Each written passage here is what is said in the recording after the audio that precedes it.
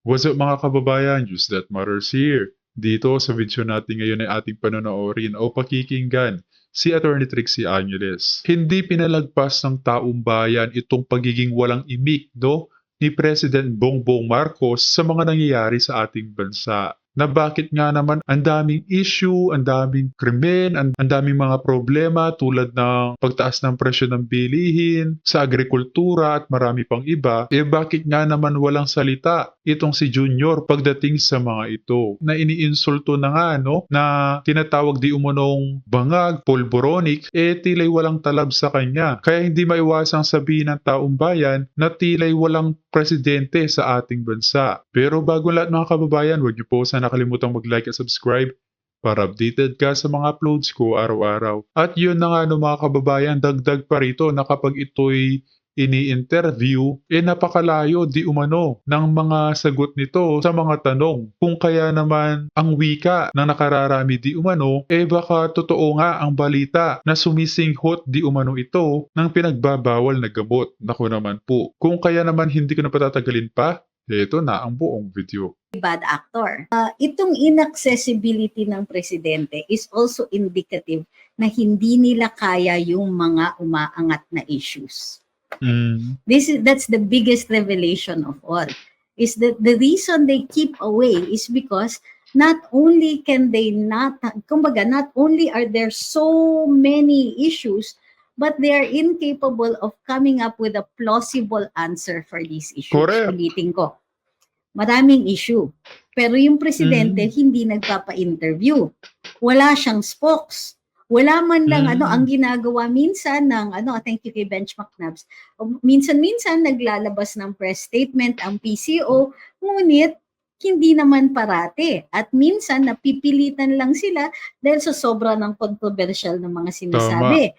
Gayon pa man, despite yung mga limited na ginagawa ng PCO, marami pa rin pong mga issue that remain unanswered and uncontroverted. Ano yung uncontroverted? Sa batas kasi, may tinatawag tayo na rules on evidence. At ang isang rule is, kapag may nangyari or may nasabi where an ordinary person would react or would deny or say something, pero wala kang sinabi, yung failure mo na sumagot ay ebidensya din. Right? It's possible evidence of fear, refusal to confront the issue, whatever. It is evidence. What you say, of course, kunwari, hinampas ka, and then you scream, aray! And spontaneous yung scream na yon, yan po ay admissible as evidence to indicate the pain or the damage, the subsequent damage later on.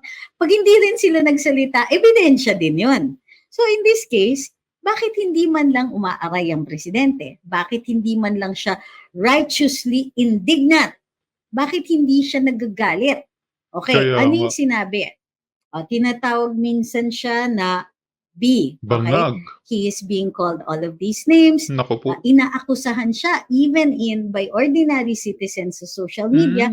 Sinasabihan siya that totoo yun, no, mga kababayan, na makikita mo sa comment section na tinatawag ang ating presidente na di umano bangag, pulboronic, grabe naman yun. Tapos wala siyang kibo pagdating sa ganong sentimiento ng taong bayan. Grabe naman yun.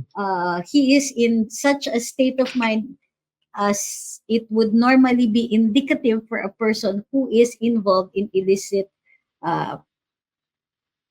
imbibing of controlled substances.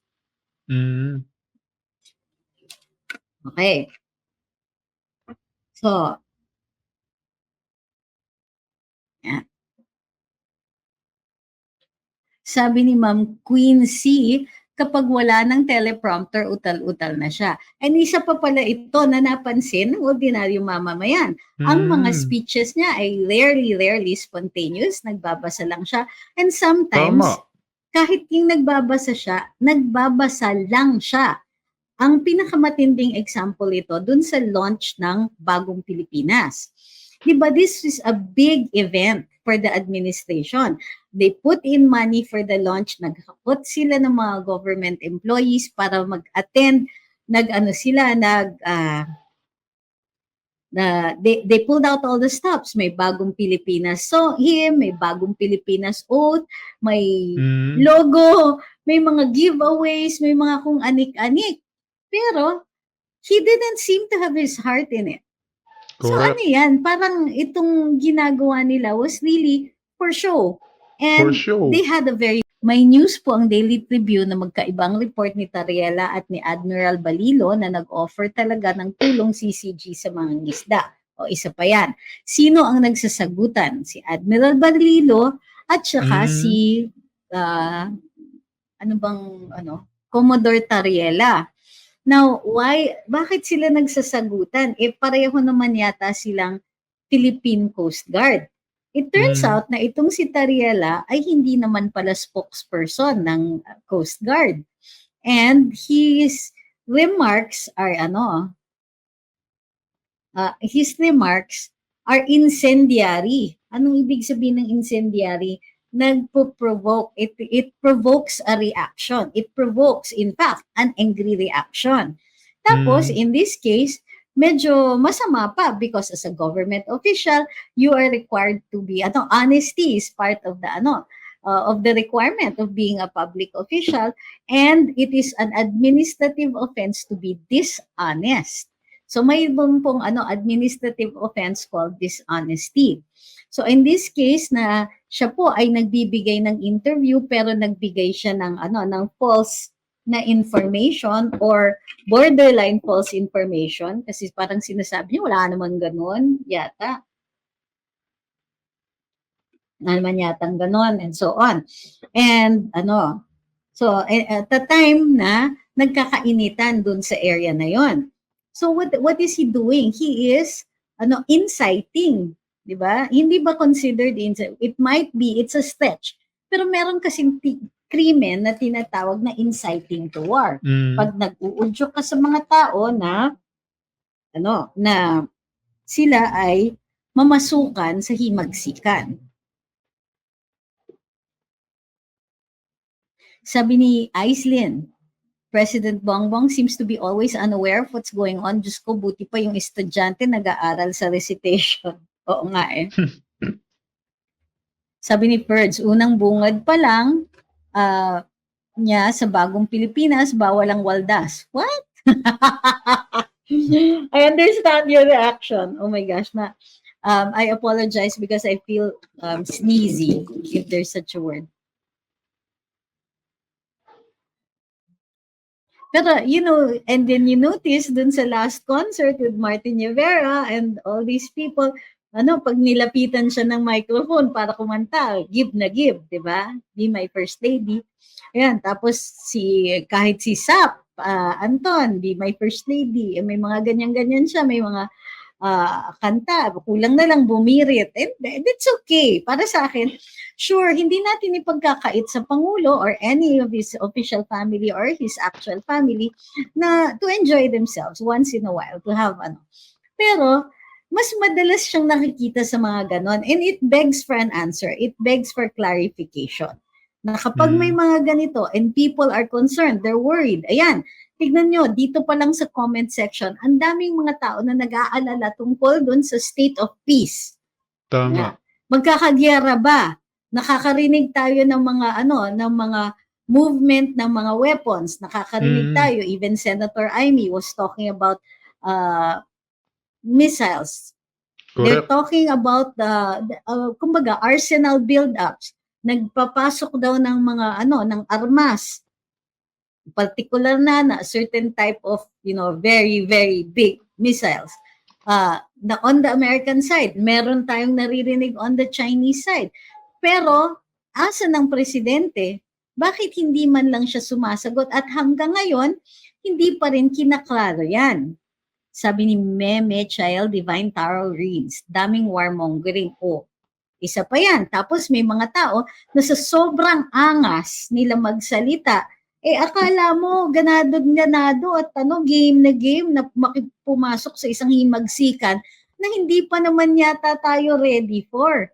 Isa sa pinakamalaking concern natin bago tayo. Kaya nga nakakagalit, Atty. Trixie, no? Na kaya sa pairalin ang mapayapang diplomansya at makipag-usap ng maayos sa China para sa kapakanan ng nakararami, tila'y nagpapakita pa ng pag-angas sa harap ng media itong si BBM. Tulad na lamang ng kanyang interview sa Singapore, no? Na kanyang winika na ready di umano ang bansang Pilipinas kung magkagiyera. Grabe naman yan. Mamasukan sa isang conflict na makamahirapan tayong lumabas o atasan ay pagkain natin. Kulang tayo sa pagkain, kulang tayo sa ating sariling produksyon. Ngayon, nakikita natin na kahit ang ASEAN, hindi sila palo doon sa paraan kung paano natin sinisettle yung mga issue dito sa West Philippine Sea. Mayroon pa nga inadvertently dahil nag-baseline claim tayo, kine-claim natin ang extended continental shelf formally. Okay? Pinaparecognize natin sa UN formally ang ating extended continental shelf. Okay yon, it's not a bad thing. Ang problema, dahil nga kinakount natin ang extended continental shelf from Sabah, which is where our baseline daw is, according to the claim, hindi ako yung gumawa nun. According to the claim, yung baseline has to be drawn doon sa banda Sabah. So, ngayon, syempre, sensitive ang Malaysia, medyo umaalma sila. I have no problem with staking our claim on Sabah. In fact, we should keep that claim alive. Ngayon, yung pagpapanalo ng Sultan of Sulu doon against Malaysia is a private claim, meaning they are asserting their rights as private owners and not sovereign owners of the land in Sabah. Meaning hindi tayo kasali doon. Okay? Hindi nila kinlaim as part of the Philippines, but they claimed it as the Sultanate of Sulu, the actual owner in a private capacity of the land.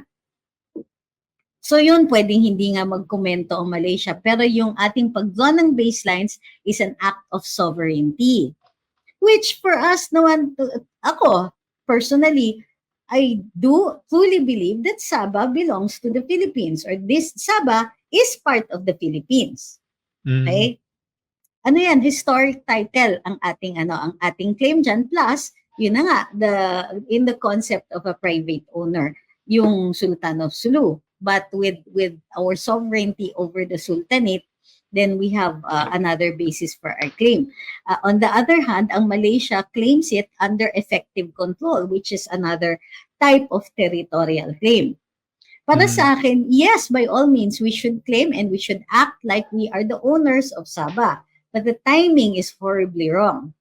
Okay?